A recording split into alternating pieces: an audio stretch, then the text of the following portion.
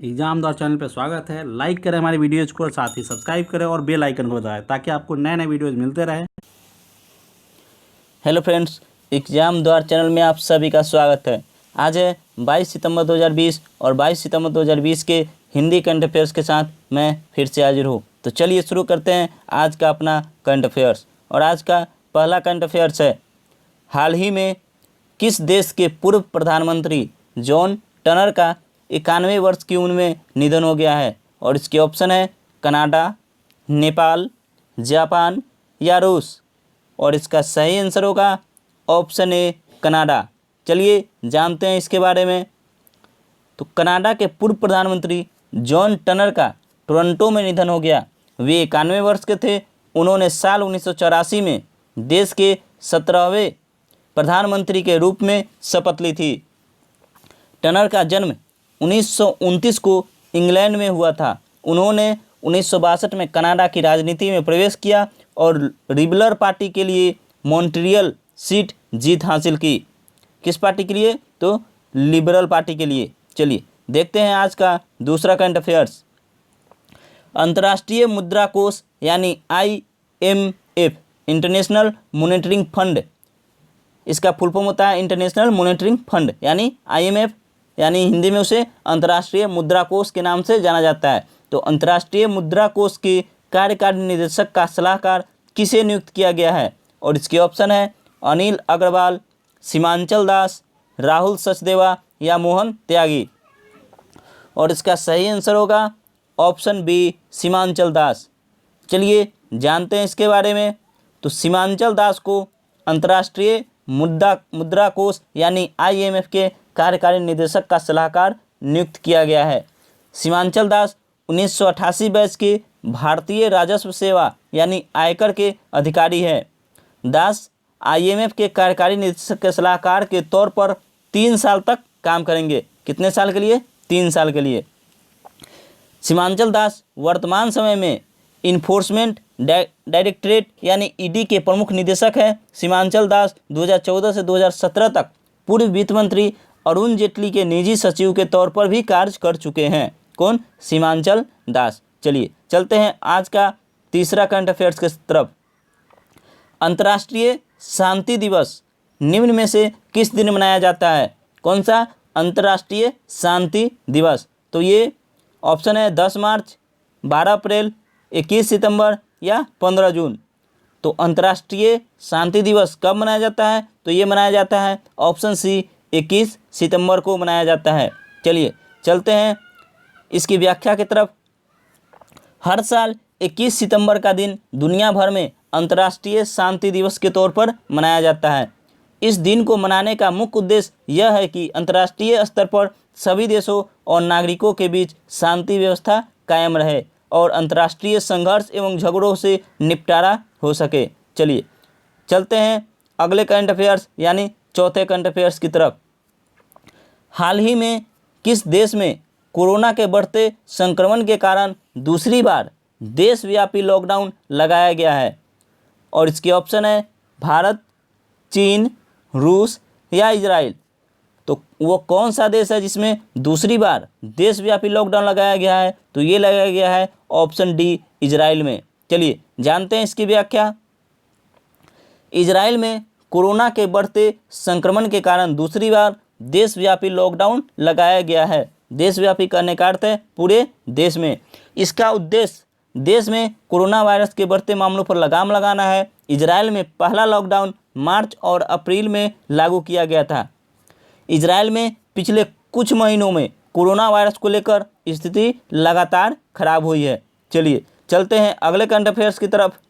आज का हमारा 5वां करंट अफेयर्स है, किस हाई कोर्ट ने हाल ही में हर्षवर्धन लोढ़ा को बड़ा झटका देते हुए MP बिरला समूह के सभी पदों से तत्काल हटाने का फैसला किया है? और इसके ऑप्शन है Calcutta high court, Patna high court, Delhi high court या इलाहाबाद हाई कोर्ट। और इसका सही आंसर होगा option A Calcutta high court. चलिए जानते हैं इसके बारे में। तो कलकत्ता हाई कोर्ट ने हर्षवर्धन लोढ़ा को बड़ा झटका देते हुए MP बिरला समूह के सभी पदों से तत्काल हटाने का फैसला दिया है। इसके साथ ही कोर्ट ने एमपी बिरला एस्टेट के उत्तराधिकारी को लेकर लंबित मुकदमे पर फैसला आने तक उनके समूह की किसी भी इकाई में कोई पद संभालने पर रोक लगा दी है। चलिए कौन सा हाई कोर्ट? तो इसका सही आंसर होगा कलकत्ता हाई कोर्ट। देखते हैं आज का छठा करंट अफेयर्स। हाल ही में किस केंद्रीय मंत्री ने मोदी कैबिनेट से कृषि संबंधी विधेयक का विरोध करते हुए अपने पद से इस्तीफा दे दिया है? और इसके ऑप्शन है नरेंद्र सिंह तोमर, हरसिमरत कौर, कैलाश चौधरी या पुरुषोत्तम रूपाला। तो इसका सही आंसर क्या होगा? सही आंसर होगा ऑप्शन बी हरसिमरत कौर। हरसिमरत कौर ने अपने पद से अभी इस्तीफा दे दिया है। चलिए जानते हैं इसकी व्याख्या। राष्ट्रपति रामनाथ कोविंद ने कैबिनेट मंत्रिमंडल से हरसिमरत कौर के इस्तीफे को तत्काल प्रभाव से स्वीकार कर लिया है। राष्ट्रपति ने केंद्रीय मंत्रिपरिषद से हरसिमरत कौर का इस्तीफा संविधान के अनुच्छेद 75 के खंड 2 के तहत स्वीकार किया। वे हरसिमरत कौर शिरोमणि अकाली दल की सदस्य और पंजाब के पूर्व उप मुख्यमंत्री सुखबीर सिंह बादल की पत्नी हैं। चलिए चलते हैं आज का सातवां करंट अफेयर्स की तरफ। आज का सातवां करंट अफेयर्स है, हाल ही में किस देश ने लोकप्रिय चीनी सोशल मीडिया ऐप टिकटॉक और वीचैट को राष्ट्रीय सुरक्षा के मद्देनज़र प्रतिबंधित करने का आदेश जारी किया है? और इसके ऑप्शन है नेपाल, पाकिस्तान, बांग्लादेश या अमेरिका। और इसका सही आंसर होगा ऑप्शन डी अमेरिका।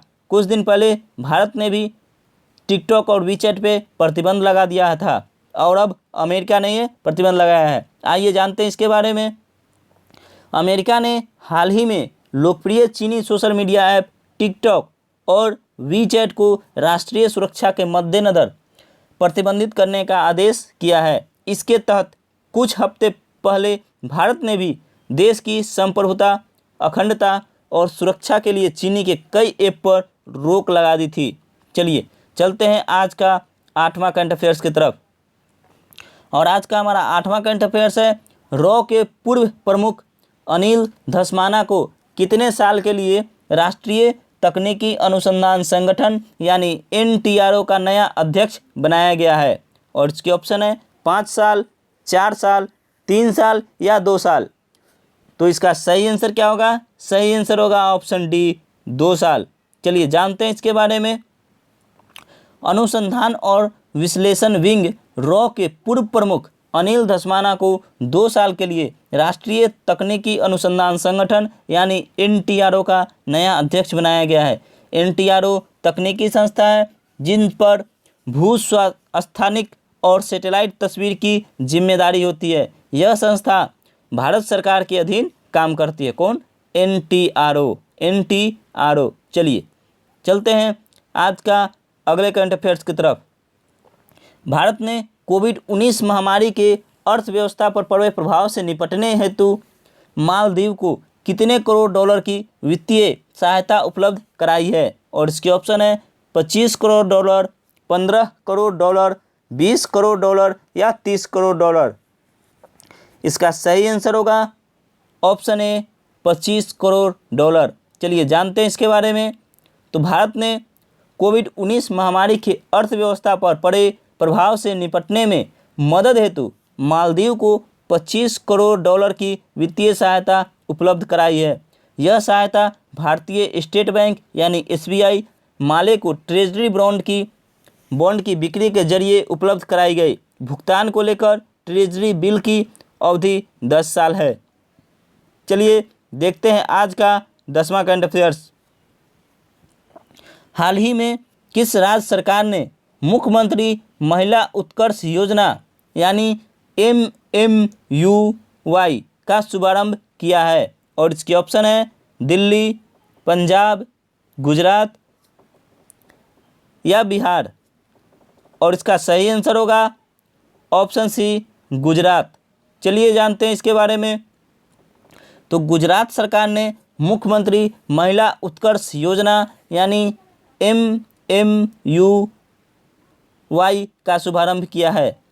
यह योजना राज्य में महिलाओं के समूहों को ब्याज मुक्त ऋण प्रदान करेगी। महिला उत्कर्ष योजना के अंतर्गत शहरी क्षेत्रों में 50,000 संयुक्त देयता और अनिर्ग समूह का गठन किया जाएगा। इसी आज के अंतिम करंट अफेयर्स के साथ हमारा आज का ये करंट अफेयर्स का सेशन समाप्त होता है। आप हमारे चैनल एग्जाम द्वार पे मैथ, जीके और रीजनिंग के वीडियो देख सकते हैं। साथ ही आप हमसे व्हाट्सएप ग्रुप के माध्यम से जुड़ सकते हैं। व्हाट्सएप ग्रुप का लिंक वीडियो के डिस्क्रिप्शन बॉक्स में दे दिया गया है, वहाँ से आप हमें सीधा ज्वाइन कर सकते हैं। हम आपसे फिर मिलेंगे नेक्स्ट वीडियो में, तब तक के लिए जय हिंद, जय भारत।